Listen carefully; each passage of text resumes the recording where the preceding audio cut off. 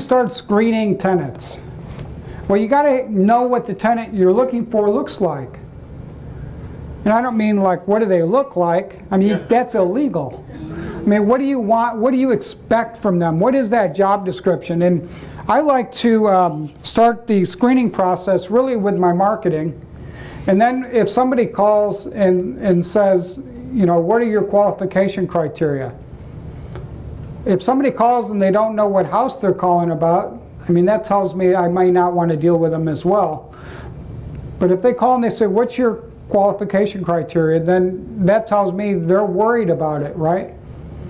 So I just tell them, you know, we pull criminal background, we pull your credit, and all these things. This is our process. We have 3 steps and it, on top of your application. And I said, do you have any concerns with any of those? Are you concerned about your credit?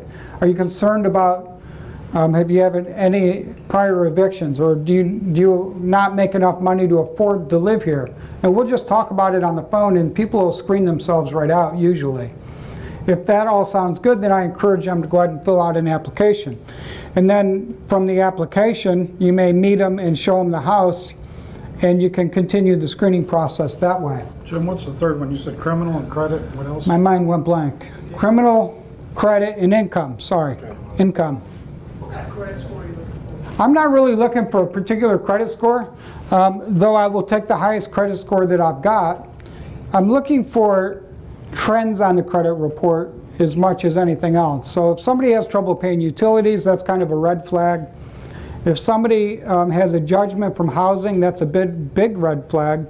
But if they've got bad credit and it's mostly because of student loans or because they had a medical issue, I'll be a little bit more understanding. Does that make sense? And credit reports are hard to read. They're not super easy. So you got to kind of look at that. And what do you do about bankruptcy, right? Lots of people filed bankruptcy. Lots of people had foreclosures.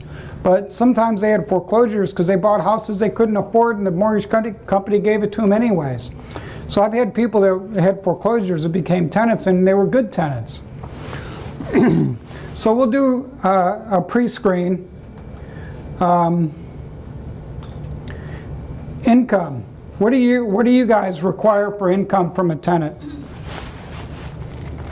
the Tri-Cities area, I try to do almost 3 times. 3 times? Anybody else? That's my standard, 3 times. So if a house is renting for $995, my requirement is $3,000 a month. Okay? If you make that, then you're right on the borderline. If you don't make that, I may ask if you can get a cosigner.